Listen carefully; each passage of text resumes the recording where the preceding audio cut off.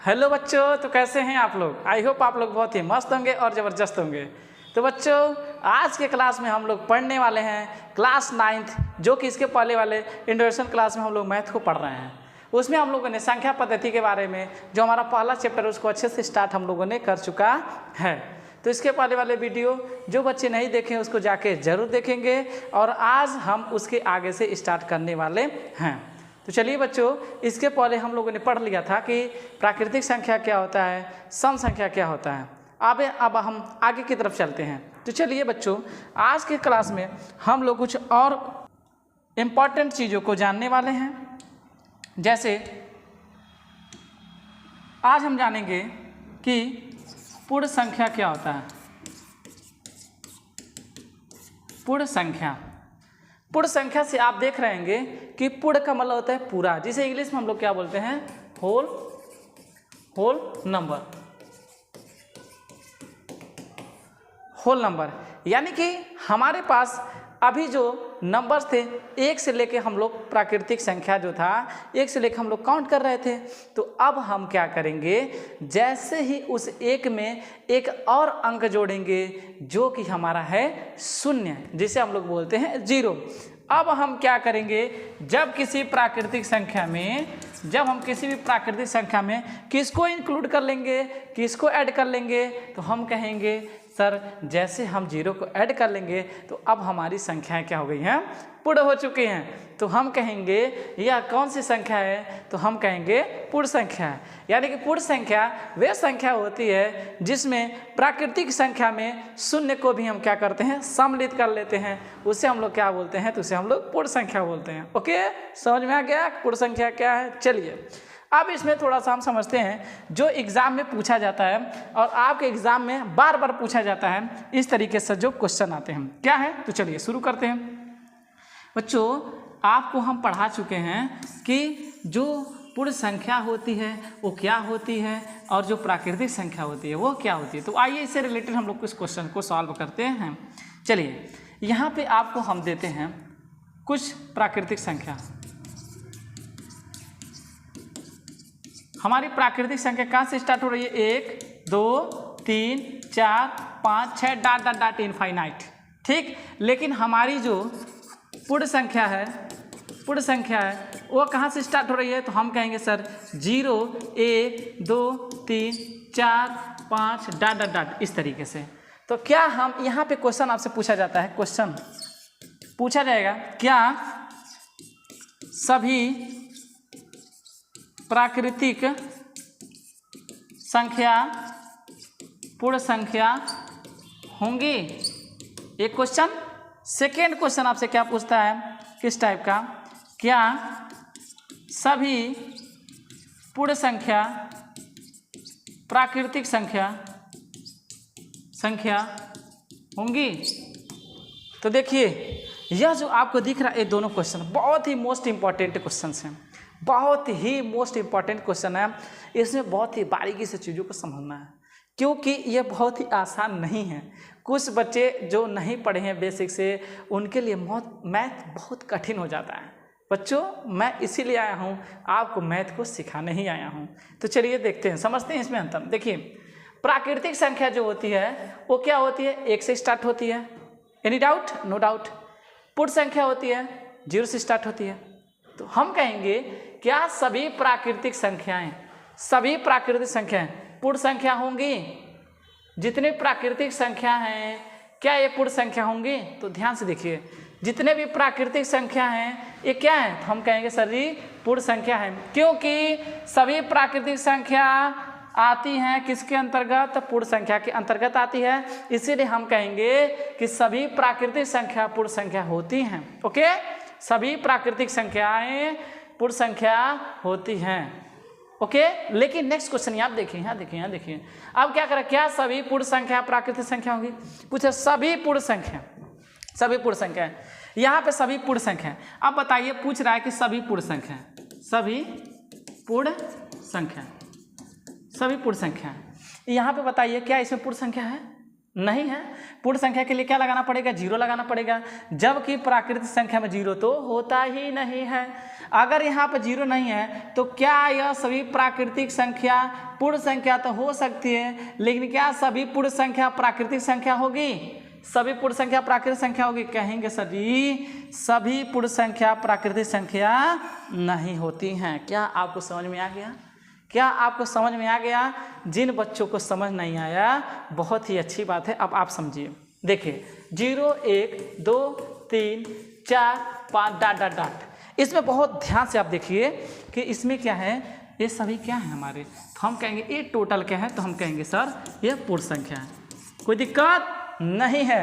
लेकिन अगर हम बात करेंगे यहाँ से तो ये हमारी क्या है, तो हम कहेंगे सर ये हमारा प्राकृतिक संख्या है। क्या है? प्राकृतिक संख्या। अगर मैं कहूँ कि क्या सभी प्राकृतिक संख्या पूर्ण संख्या है, तो कहेंगे यस, क्योंकि सभी प्राकृतिक संख्या, जितनी प्राकृतिक संख्या हैं ये सभी किसके अंदर आ रही हैं?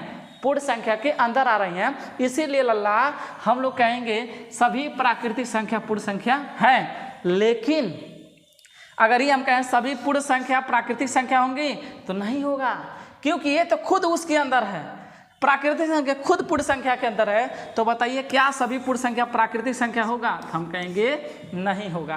क्या आपको समझ में आ गया? समझ में आ गया कि नहीं आ गया? ऐसे ये प्रश्न आपको 1.1 प्रश्नावली में आपको करना है। क्या आपको ये सारी चीज़ें समझ में आ गई? तो समझ में आ गई तो बहुत अच्छी बात है। अब हम थोड़ा सा आगे चलते हैं। अब आगे चलते हैं, आपसे पूछा जाएगा और भी क्वेश्चन। जैसे देखिए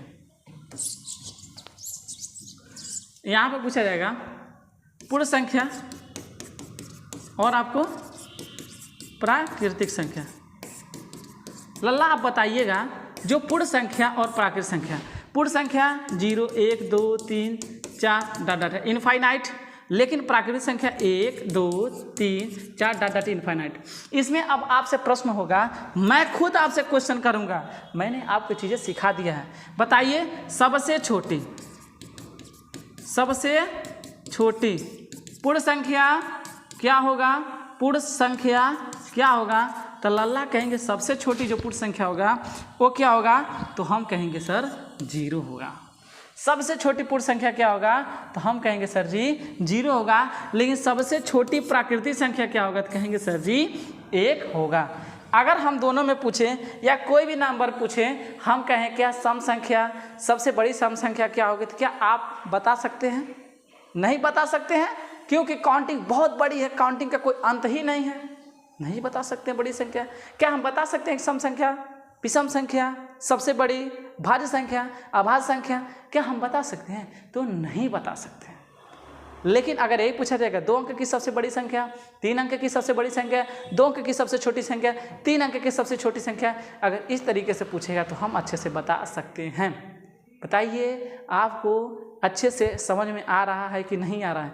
अगर अच्छे से बच्चों समझ में आए तो कमेंट जरूर कीजिएगा, वीडियो को लाइक और चैनल को सब्सक्राइब जरूर कीजिएगा, क्योंकि हम आपके लिए इतना मेहनत कर रहे हैं तो थोड़ा सा आपको मेहनत करना है हमारे मोटिवेशन के लिए। तो चलिए अब आगे चलते हैं।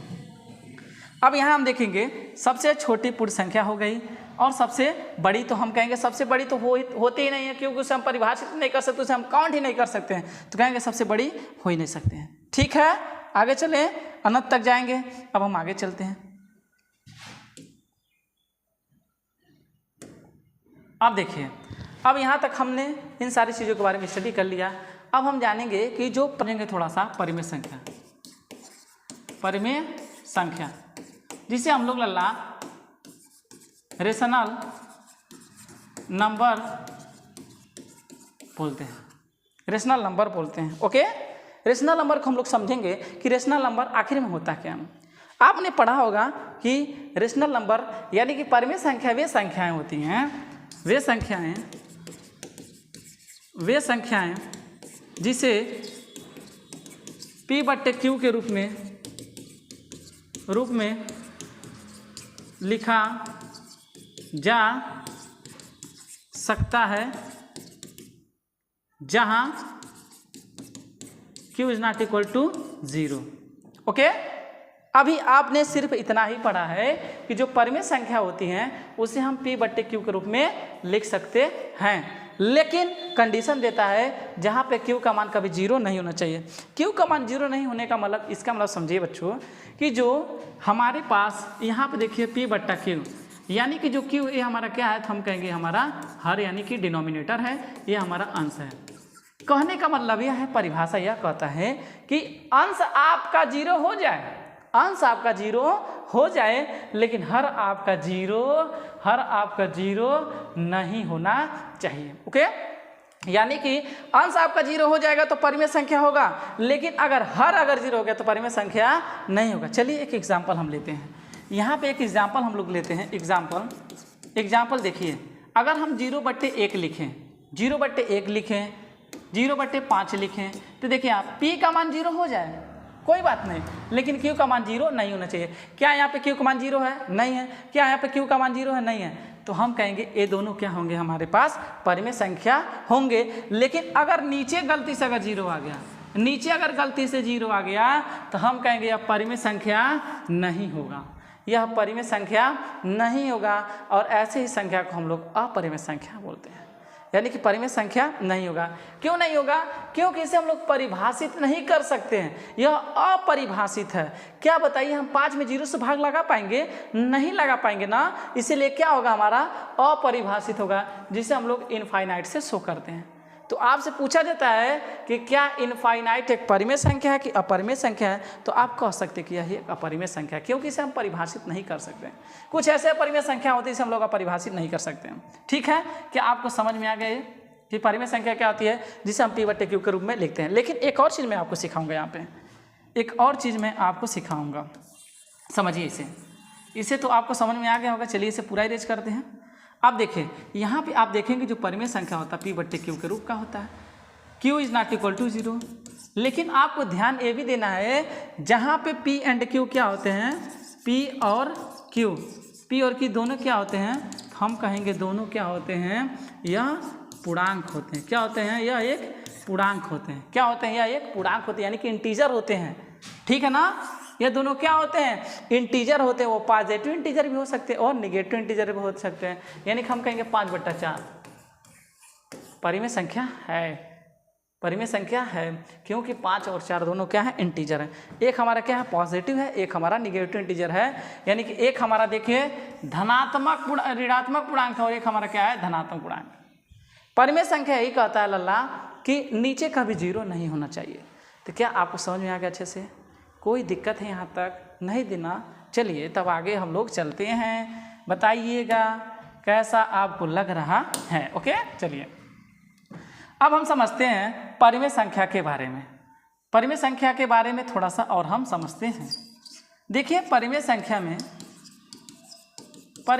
के बारे में अगर हम लोग पढ़ ही रहे हैं तो जानिए, इसमें इस चैप्टर में हम लोग जो पढ़ेंगे वो क्या पढ़ेंगे, 2 परिमेय संख्या आपको दी होंगी, जैसे 2/3 और 5/3।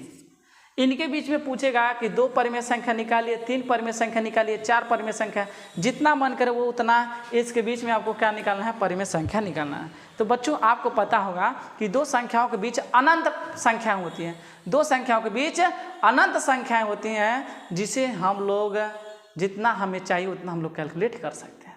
ओके, तो अनंत संख्याएं होती हैं। अगर हम कैलकुलेट कब करेंगे, आपसे पूछेगा 2 निकालिए, 3 निकालिए, 4 परिमेय संख्या निकालिए, 5 निकालिए, 6 निकालिए, 7 निकालिए। तो इस टाइप का क्वेश्चन हम लोग परिमेय संख्या से रिलेटेड इस चैप्टर में हम लोग पढ़ने वाले हैं। ओके, अब हम बात करते हैं अपरिमेय संख्या के। अपरिमेय संख्या जिसे हम लोग लल्ला बोलते हैं इरेशनल नंबर। अब इरेशनल नंबर क्या होता है, तो वह संख्या, वे संख्याएं जिसे P/Q के रूप में नहीं लिख सकते हैं, जिसे P/Q के रूप में नहीं लिख सकते हैं। यानी कि यहाँ पे Q का मान आपका 0 हो, कोई दिक्कत नहीं है, कर देंगे हम। अब यहाँ पे देखते हैं, अब यहाँ पे एक और शर्त आता है, यहाँ पे P और Q क्या होते हैं, पूर्णांक नहीं होते हैं। ये भी चीज़ नोट कर लीजिए। क्यों नहीं होते हैं? क्योंकि हमने देखा है। देखिए जैसे ऐसा संख्या जो रूट में हो, जैसे रूट में 2, रूट में अगर हम 4 लिख दें हम कहेंगे ये तो नहीं होगा, ये तो हमारा नहीं होगा, तो 2 हो गया, रूट में 3 हो गया, रूट में 5 हो गया, रूट में 7 हो गया, रूट में 9 तो नहीं होगा, 11 हो गया। यानी कि ये सभी हमारे क्या होते हैं, हम कहेंगे सर ये सभी अपरिमेय संख्या होती हैं। साथ में आप ये भी जान लीजिए, साथ में आपको ये भी जानना है कि इस चैप्टर में अपरिमेय संख्या के बारे में हम लोग ये जो पढ़ेंगे इन सबको हम लोग किस पे देखेंगे, तो हम संख्या रेखा पर इसे निरूपित करना सीखेंगे और ये भी हम जानेंगे, ये भी सिद्ध करेंगे कि क्या यह एक अपरिमेय संख्या है या नहीं है। तो हम लोग क्लास 10th में पढ़ेंगे कि क्या यह अपरिमेय संख्या है कि नहीं, इसको सिद्ध करना है। लेकिन इस यानी कि क्लास 9th के चैप्टर में हम लोग इसको संख्या रेखा पर निरूपित करना यानी कि दर्शाना सीखेंगे। क्या आपको समझ में आ गया? समझ में आ गया बच्चों? तो चलिए अब आगे चलते हैं। अब आगे हम लोग चलेंगे, आगे देखेंगे। अब देखिए पूछा जाता है वास्तविक संख्या क्या होती है। वास्तविक संख्या जिसे हम लोग क्या बोलते हैं लल्ला, तो हम कहेंगे सर रियल नंबर बोलते हैं, रियल नंबर बोलते हैं। तो देखिए जो वास्तविक संख्या लल्ला होता है, अगर हम परिमेय संख्या और अपरिमेय संख्या यानी कि रेशनल नंबर और इरेशनल नंबर, अगर इन दोनों संख्याओं को क्या कर दें, मिला दें, क्या कर दें, मिला दें। अगर हम परिमेय संख्या और अपरिमेय संख्या के मिला दें, यानी कि हम कहें परिमेय और अपरिमेय संख्याओं को ग्रुप को हम लोग क्या बोलते हैं, तो वास्तविक संख्या यानी कि रियल नंबर बोलते हैं। क्या समझ में आ गया? आ गया तो बहुत अच्छी बात है और बहुत ही शानदार बात है।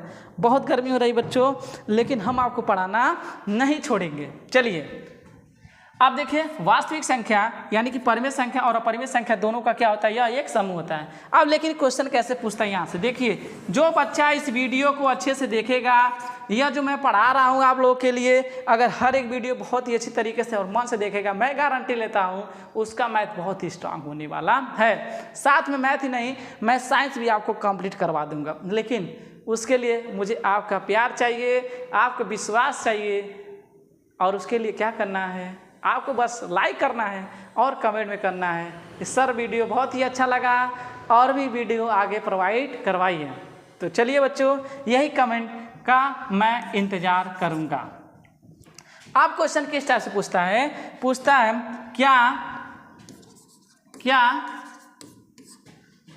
परिमेय संख्या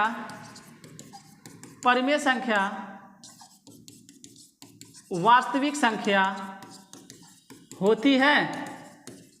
दूसरा क्वेश्चन, क्या अपरिमेय संख्या वास्तविक संख्या होती है। नेक्स्ट, क्या सभी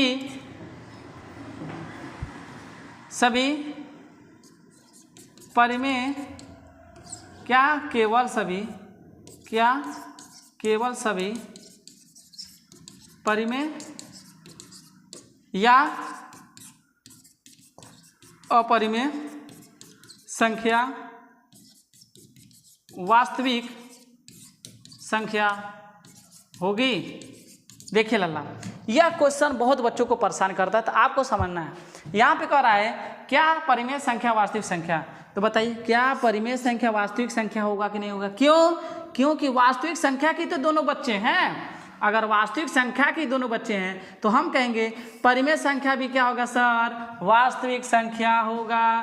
परिमेय संख्या भी सर वास्तविक संख्या होगा। ओके, अपरिमेय संख्या भी क्या होगा, हम कहेंगे सर अपरिमेय संख्या भी क्या होगा, ये भी वास्तविक संख्या होगा। लेकिन यहाँ पे बच्चों देखना आपको तीसरा नंबर का क्वेश्चन, यहाँ भी कह रहा है क्या केवल सभी परिमेय संख्या यानी कि सिर्फ परिमेय संख्या या केवल सभी अपरिमेय संख्या या केवल सभी अपरिमेय संख्या, यानी कि अगर सिर्फ भी करा सिर्फ परिमेय संख्या वास्तविक संख्या होंगे, नहीं होंगे भाई।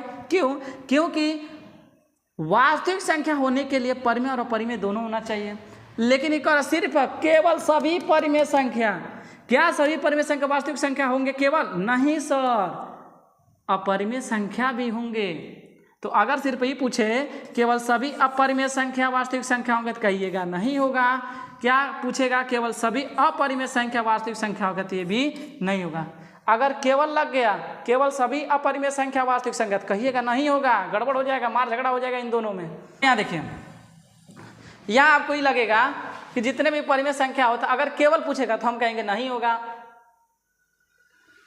लेकिन अगर पूछेगा कि ये दोनों क्या वास्तविक संख्या होगा तो हम कहेंगे होगा। बच्चों क्या आपको समझ में आ गया? आगे चले, वेरी गुड। चलिए अब हम आगे चलते हैं। अब हम आगे चलते हैं।